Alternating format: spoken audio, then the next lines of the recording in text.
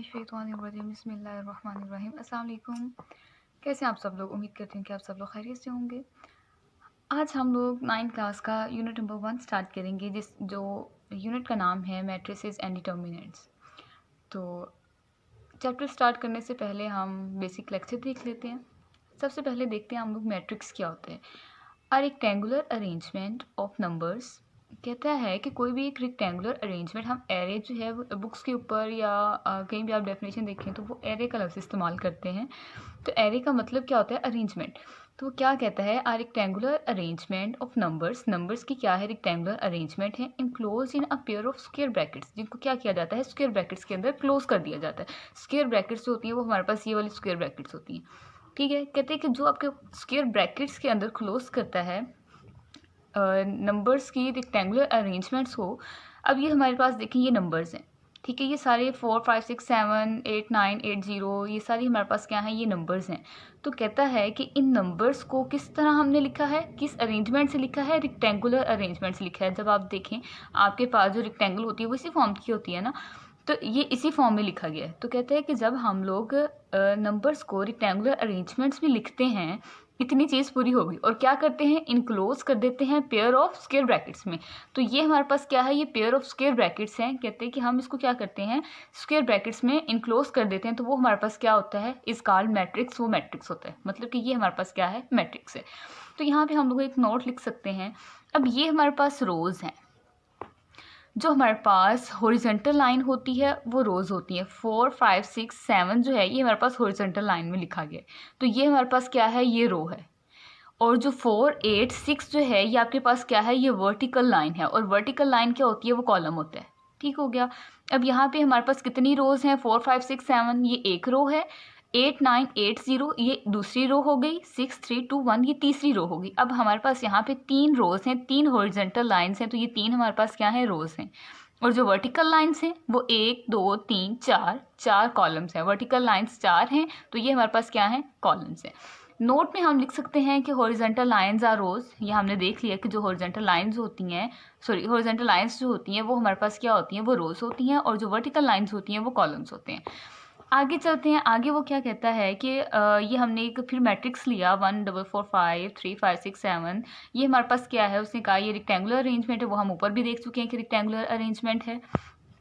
और ये जो है ये ब्रैकेट्स को हम लोग स्क्वायर ब्रैकेट्स कहते हैं।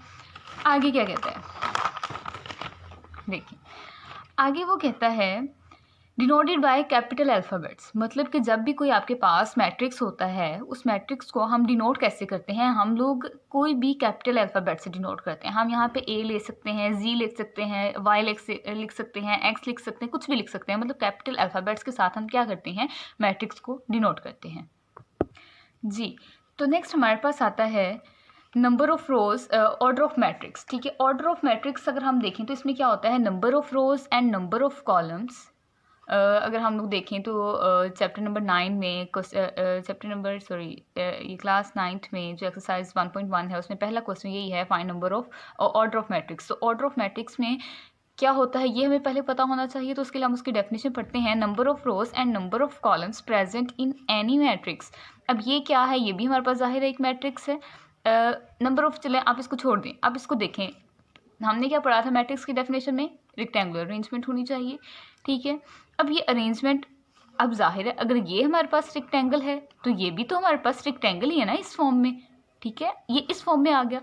अब क्या कहता है? ये नंबर ऑफ अरेंजमेंट्स हैं और क्या है? इनक्लोज हैं स्क्वायर ब्रैकेट्स में। तो कहते हैं नंबर ऑफ रोज, जो रोज के नंबर्स हैं, नंबर ऑफ रोज, कितनी नंबर ऑफ रोज हैं? जो वर्टिकल लाइन, जो हॉरिजॉन्टल लाइन होती है वो रोज होती है।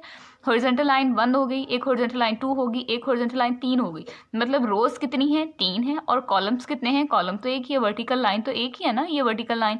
तो ये वर्टिकल लाइन क्या होता है? कॉलम होता है। 3 रोज है, एक कॉलम है। तो नंबर ऑफ रोज मतलब कि रोज की कितनी तादाद है, एंड नंबर ऑफ कॉलम्स, और कॉलम्स की कितनी तादाद है, वो जो कहते हैं मौजूद होते हैं किसी भी मैट्रिक्स में, वो होते हैं ऑर्डर ऑफ मैट्रिक्स। तो अब अगर हम देखें तो रोज 3 है, कॉलम्स क्या है? 1 है।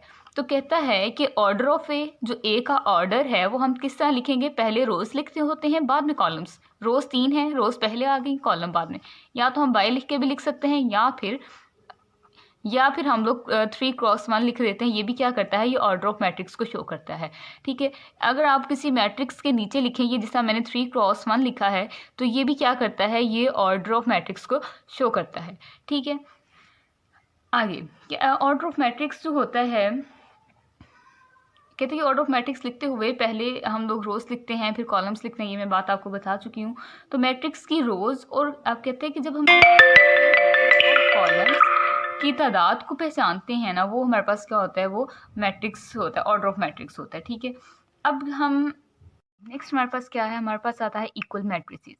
इक्वल मैट्रिसेस अभी तक जो है वो तो हम मैट्रिक्स पढ़ते आए हैं, यहाँ पे मैट्रिसेस आ गया। मैट्रिसेस का क्या मतलब है, मतलब मैट्रिक्स की प्लूरल फॉर्म है, आप ये कह सकते हैं। जब आपके पास ये एक मैट्रिक्स होता था, जिस तरह A इज इक्वल्स टू 1 2 3, ये आपके पास एक मैट्रिक था।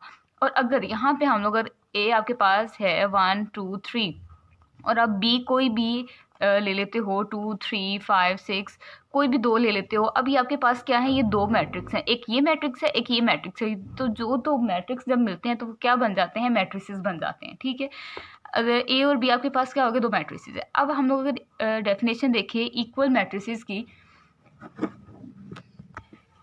तो इक्वल मैट्रिसेस में वो क्या कहता है, टू मैट्रिसेस, दो आपके पास मैट्रिसेस हैं A और B। ठीक है, एक मैट्रिक्स A है, एक मैट्रिक्स B है, दो मैट्रिक्स बने तो उसने क्या कह दिया, मैट्रिसेस बोल दी। कहते two matrices A and B are said to be equal, दो मैट्रिसेस को हम इक्वल कहेंगे, हम इसको इक्वल कहेंगे if they have same order.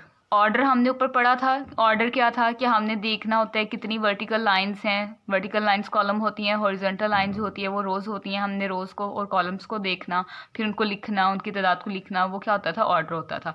तो क्या कहता है इक्वल मैट्रिसेस में, if they have same order, अगर उनका ऑर्डर सेम हो, and their corresponding entries are equal. Corresponding entries से क्या मतलब है, अगर आप देखें ये A मैट्रिक्स है, ये आपके पास B मैट्रिक्स है। अगर कहते हैं कि अगर आपके पास यहाँ पे 1 है ना, तो यहाँ पे भी 1 आना चाहिए। इसकी कोरेस्पॉन्डिंग जो एंट्री है वो यहाँ पे ये है, इसकी कोरेस्पॉन्डिंग एंट्री ये है, इसकी 3 की कोरेस्पॉन्डिंग एंट्री ये है, इसकी 4 की कोरेस्पॉन्डिंग एंट्री जो है इस सेट में ये है। तो क्या कहता है कि इनकी कोरेस्पॉन्डिंग एंट्रीज जो हैं वो भी क्या होनी चाहिए, इक्वल होनी चाहिए। अब देखें अगर, तो यहाँ पे पहले हम उसने क्या बोला, if they have same order, order check कर लेते हैं दोनों मैट्रिसेस का। A मैट्रिक्स का क्या ऑर्डर है, 1, ये क्या है, 1 और 2 क्या है, एक रो है, 3 4 एक रो है। यहाँ पे क्या होगी, रो हम पहले लिखते होते हैं ना, जब ऑर्डर लिखते होते हैं तो रोज पहले लिखते होते हैं, रो 2 हैं क्रॉस। अब क्या है, कॉलम्स, वर्टिकल लाइंस कितनी हैं, 2 हैं, 2 ही इसके क्या हैं, कॉलम्स हैं। यहाँ पे अब देखें 2 - 1 5 - 2 - 1 अब एक एंट्री है, जाहिर है हम 2 - 1 को जब सॉल्व करेंगे तो आंसर तो 1 नहीं आएगा ना। 2 - 1 क्या है, आपके पास एक एंट्री है, 5 - 3 एक एंट्री है। लेकिन जब हम इस पूरे को देखेंगे, ये क्या होगी, आपके पास हॉरिजॉन्टल लाइन होगी, तो ये क्या होगी, एक रो, ये दूसरी रो, 2 रोज क्रॉस 2 वर्टिकल लाइन्स है, तो क्या हो गए, 2 कॉलम्स। अब इनके ऑर्डर्स जो हैं वो तो सेम हैं, ऑर्डर सेम हो गए ना। तो जब आपके पास ऑर्डर सेम हो गए तो पहली चीज़ आपकी क्या हो गई, सेटिस्फाई होगी। If they have same order, यहाँ तक आपकी डेफिनेशन सेटिस्फाई है। And their corresponding entries are equal, मतलब आप कोरेस्पॉन्डिंग एंट्रीज भी हमें देखनी चाहिए वो इक्वल हैं कि नहीं है। अब यहाँ पे 1 आ रहा है तो इसकी कोरेस्पॉन्डिंग एंट्री क्या है, 2 - 1। 2 - 1 को सॉल्व किया, 2 - 1 आंसर आया, तो 1 = 1 क्या आ गया, अब 2 है, यहाँ पे भी 2 आना चाहिए। 5 - 3 = 5 - 3 क्या होता है, 2 होता है, वो भी हमारा इक्वल आ गया। इट्स मीन ये भी हमारे पास क्या है, इक्वल हो गया। 3 6 - 3 करें तब 3 आता है, 4 और 4 वैसे ही इक्वल है। इट्स मीन कि A और B जो हैं ये दोनों क्या हैं, हमारे पास इक्वल हैं। कोरेस्पॉन्डिंग एंट्रीज भी इक्वल हो गई हैं और क्या हो गया है, ऑर्डर्स भी इक्वल हो गए हैं। We see that the order of matrix A and order of matrix B are equal. जब हम ये चीज़ देख लेते हैं, एक चीज़ हमारी क्लियर हो गई। दूसरी चीज़ हमने क्या देखनी होती है, and their corresponding entries are equal, दोनों अब इक्वल हैं, तो क्या हम कह सकते हैं कि A B जो हैं वो दोनों इक्वल मैट्रिसेस हैं। ठीक हो गया, यहाँ तक आपकी डेफिनेशन और एग्जाम्पल क्लियर होगी। अब हम अगर एक और एग्जाम्पल लें, अब देखें यहाँ पे A हमने लिया 2 3 - 1 - 5, B हमने लिया 2 3 1 - 5। अब हमने इनको चेक करना है ये इक्वल मैट्रिसेस हैं या नहीं हैं। तो हमने डेफिनेशन में क्या पढ़ा था, if they have same order, order same होना चाहिए। सबसे पहले ऑर्डर चेक करें, कितने ही रोज हैं, 2 रोज हैं, 2 क्या हैं, कॉलम्स हैं। यहाँ पे भी 2 रोज 2 कॉलम्स हैं। ठीक है, 2 × 2 लिख दिया, ऑर्डर क्या हो गया है, सेम हो गया। यहाँ तक हमारी डेफिनेशन सेटिस्फाई हो गई है। आगे उसने क्या कहा कि and their corresponding entries are equal, corresponding entries भी इक्वल होनी चाहिए। अब 2 है तो 2 की कोरेस्पॉन्डिंग एंट्री 2 है, इक्वल है। ठीक हो गया। 3 भी इक्वल है -1, लेकिन यहाँ पे तो 1 आ रहा है, ए में -1 है और यहाँ पे बी में क्या आ रहा है, 1 आ रहा है। इट्स मीन कि ये दोनों इक्वल नहीं है। अगर यहाँ पे -1 होता तो हम क्या देते कि ये इक्वल है, लेकिन -1 नहीं आ रहा, अकेला 1 आ रहा है, तो क्या होगा, ये हमारे पास इक्वल सेट्स नहीं होंगे, सॉरी इक्वल मैट्रिसेस नहीं होंगे। ठीक हो गया। अब यहाँ पे लिख भी सकते हो नॉट इक्वल, ठीक है।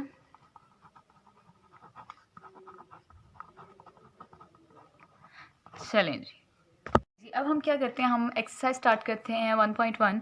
तो क्वेश्चन नंबर 1 में वो क्या कहता है, find the order of the matrix of the following matrices. मतलब हमने मैट्रिसेस के ऑर्डर फाइंड करने, वो मैं आपको पहले ही बता चुकी हूँ डेफिनेशन के दौरान, लेकिन फिर भी क्वेश्चन करते हैं। सबसे पहले हम क्या देखते होते हैं, नंबर ऑफ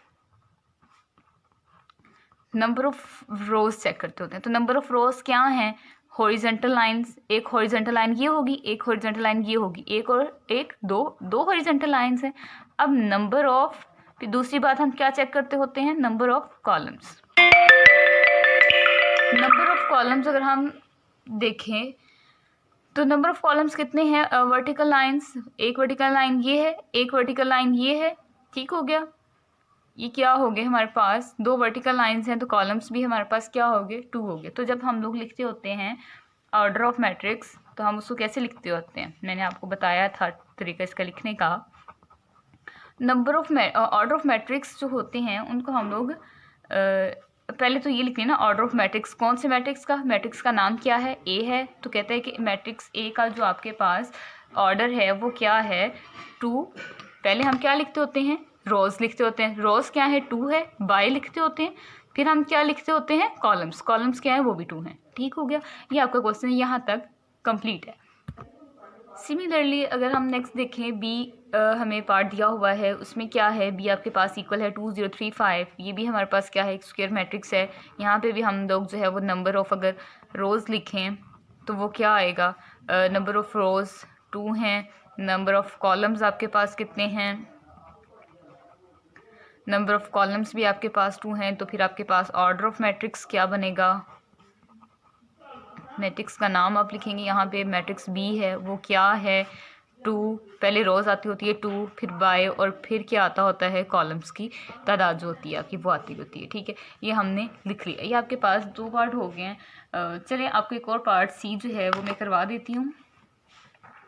सी आपके पास जो पार्ट है वो है 2 4। तो अब अगर देखें आप नंबर ऑफ़ रोज़ अगर लिखें तो नंबर ऑफ़ रोज़ अगर आप देखें नंबर ऑफ़ रोज़ कितनी है, हॉरिजॉन्टल लाइन कितनी है, सिर्फ एक ही आपके पास हॉरिजॉन्टल लाइन है, तो आपके पास जो नंबर ऑफ़ रोज़ हैं वो 1 है। नंबर ऑफ़ कॉलम्स क्या हैं, नंबर ऑफ़ कॉलम्स जो हैं आप देखें, वर्टिकल लाइन एक तो ये है, ठीक है, एक वर्टिकल लाइन 2 वाली हो जाएगी, अगर नीचे होती तो होती, 4 के नीचे अगर होती तो वो भी होती। तो 4 और 2 जो है आपके पास 2 कॉलम्स हैं, क्योंकि 2 वर्टिकल लाइंस होंगी आपके पास। तो अगर आप ऑर्डर ऑफ मैट्रिक्स लिखें, ऑर्डर ऑफ मैट्रिक्स जो है वो सी का क्या होगा, पहले रोज़ लिखते होते हैं, रो 1 है आपके पास, बाय, और फिर आपके पास कॉलम क्या है वो 2 हैं, वो लिखते होते हैं। ठीक हो गया। चलें अब हम लोग बुक देख लेते हैं, बुक के ऊपर से बाकी क्वेश्चन करते हैं 9th क्लास की। ठीक है, अच्छा 9th क्लास की अगर हम लोग बुक देखें, सी पार्ट तक हमने कर लिया। अब अगर हम डी देखें तो इसका हमने ऑर्डर ऑफ मैट्रिक्स देखना है। तो इसके अंदर जो वर्टिकल हॉरिजॉन्टल लाइन है आपके पास वो क्या है, एक 4 में है, एक 0 है और एक 6 है। तो आप यहाँ पे क्या लिखोगे, 6 लिख लोगे। एक तो ये भी मेथड है ना लिखने का, वो मैं वैसे ही शॉर्ट फॉर्म में करवा रही हूँ, लेकिन पहले जिस तरह मैंने आपको क्वेश्चन करवाए हैं वैसे ही आपने करने हैं। और जो वर्टिकल लाइन है वो 1 है, इसका 6/1 जो है इसका आंसर होगा। और ये आपके पास अगर देखें तो रोज़ जो है वो 3 हैं, हॉरिजॉन्टल लाइंस जो है वो 3 हैं, और वर्टिकल लाइंस जो हैं वो 2 हैं। 3 जो है वो 2 आपका इसका आंसर होगा। ये 1/1 होगा, ये आपका 3/3 होगा, ये आपका। तो चलिए क्वेश्चन नंबर 2 में हमने क्या देखना होता है, क्वेश्चन नंबर 2 में which of the following matrices are equal. अब हमने देखना है कि कौन सी मैट्रिसेस जो हैं वो इक्वल हैं और कौन सी इक्वल नहीं है। ठीक है, अब देखें मैट्रिसेस को इक्वल देखने के लिए, इक्वल मैट्रिसेस की हमने डेफिनेशन पढ़ी थी, और इस डेफिनेशन में हमने क्या पढ़ा था, हमने पढ़ा था कि हमारे पास जो number of order of matrices जो हैं वो इक्वल होने चाहिए। ठीक है, जो दोनों मैट्रिक्स होंगे उनका ऑर्डर सेम होना चाहिए, और क्या होना चाहिए, उनकी कोरेस्पॉन्डिंग एंट्रीज सेम होनी चाहिए।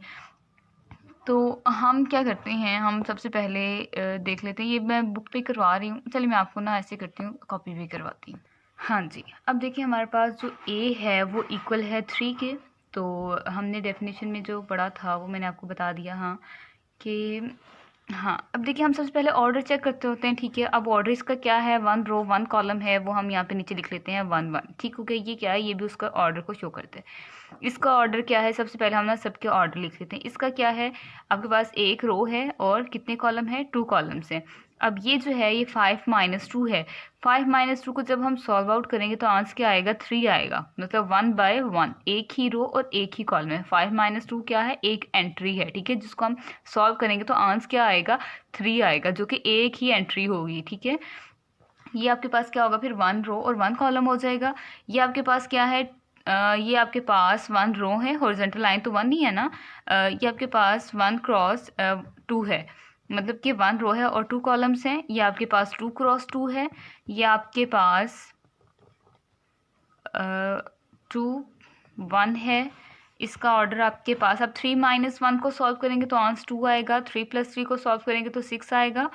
मतलब रोज 2 हैं और कॉलम क्या है आपके पास, कॉलम 1 है, ठीक है। अब यहाँ पे ये भी आपके पास 2 क्रॉस 2 है।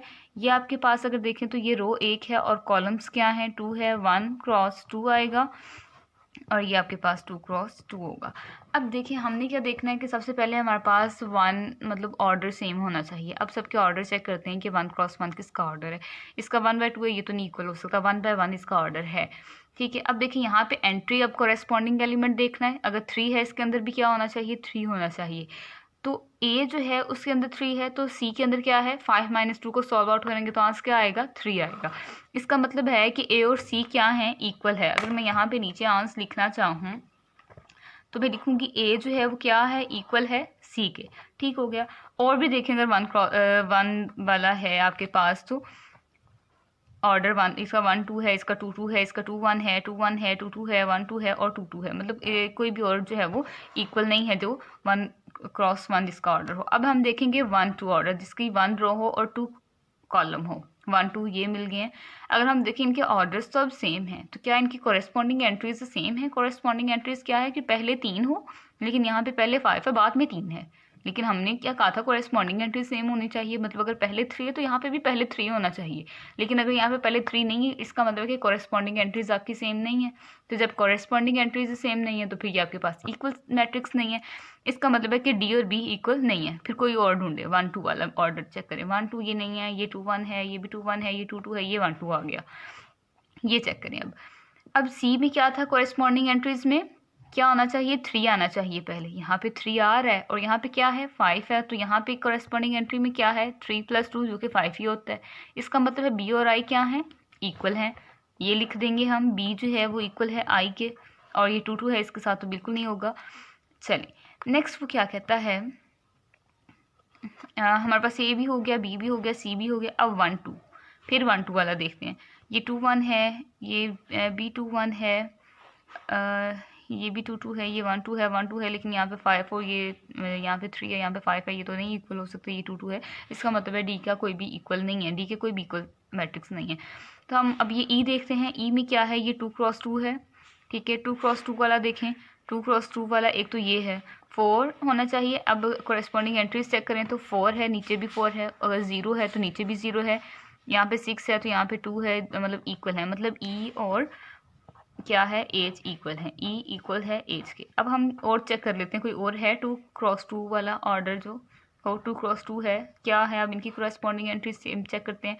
यहाँ पे 4 आ रहा है तो यहाँ पे 2 + 2 4 ही होता है। 2 यहाँ पे 0 है तो 2 - 2 0 होता है, ये इक्वल हो गए हैं। और 2 + 0 2 होता है, ठीक हो गया। 4 + 2 जो है वो 6 होता है। इसका मतलब है कि जे भी क्या है, इनके इक्वल है, ठीक हो गया। नेक्स्ट देखते हैं 2 1 ऑर्डर वाला। 2 1 ऑर्डर, ये देखें 2 1 ऑर्डर, और कोई 2 1 ऑर्डर वाला नहीं है।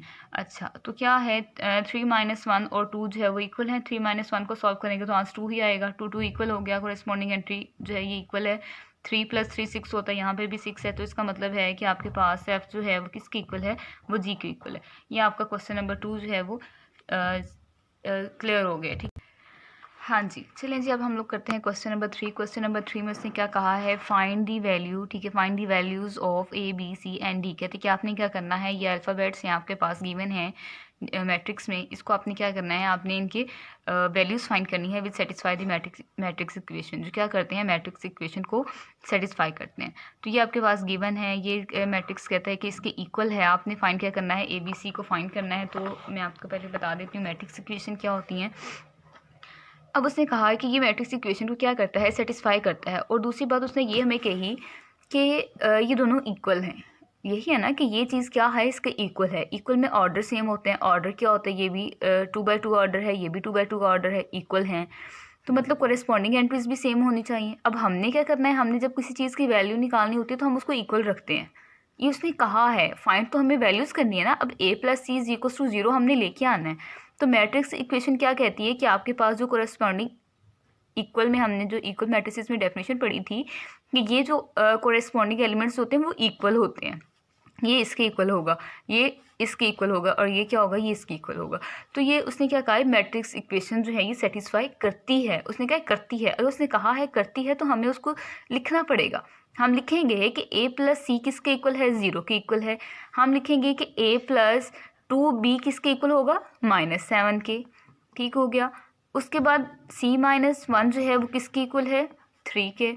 इसी तरह 4d - 6 जो है वो इक्वल है 2d के। ठीक हो गया। अगर हम इसको इक्वेशंस का नाम दें तो इसको हम इक्वेशन 1 कह देते हैं। ये हमारे पास इक्वेशन 2 होगी, ये हमारे पास इक्वेशन 3 होगी, और ये 4। तो अब हम जब इक्वेशंस सॉल्व करते होते हैं तो हम देखते हैं अब इसके अंदर क्या है। यहाँ पे भी 2 वेरिएबल्स इंक्लूड है, मतलब a और c है। हमें a b c d की वैल्यूज़ चाहिए, तो ज़ाहिर इनमें से एक की निकालनी पड़ेगी। यहाँ पे a और b इंक्लूड है, यहाँ से भी एक की निकालनी पड़ेगी। लेकिन यहाँ पे क्या है, यहाँ पे तो हमारे पास, हम यहाँ से तो c एक ही वेरिएबल इंक्लूड है, यहाँ से हम निकाल सकते हैं। तो हम क्या करते हैं कि c - 1 = 3 लिख लेते हैं। अब यहाँ पे लिख लें फ्रॉम इक्वेशन 3। ठीक है, इक्वेशन 3 से हमने क्या किया, c इधर है, ये -1 है, इधर -4 है, तो उधर क्या होगा, इक्वेशन की साइड पे जाके प्लस हो जाता होता है। c = किसके आ गया, 4 के। आपके पास क्या हुआ, c की वैल्यू आ गई।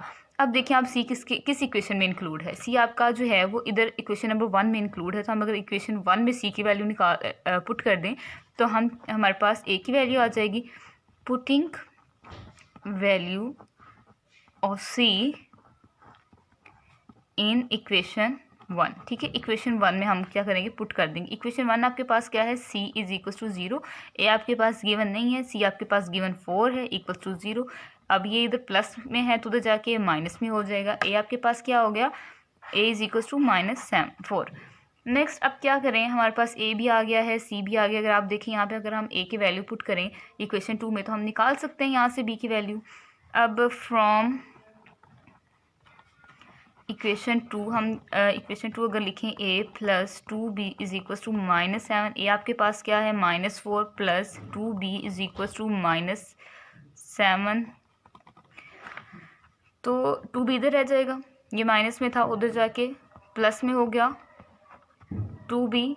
आप इसको अगर करें तो -3 आपके पास सॉल्व करें तो -3 आंसर आया। अगर आप b की वैल्यू यहाँ से निकालें, यहाँ पे क्या हो रहा है, b के साथ 2 मल्टीप्लाई हो रहा है, उधर जाके डिवाइड हो जाएगा। -3/2 आपके पास b की वैल्यू आ गई।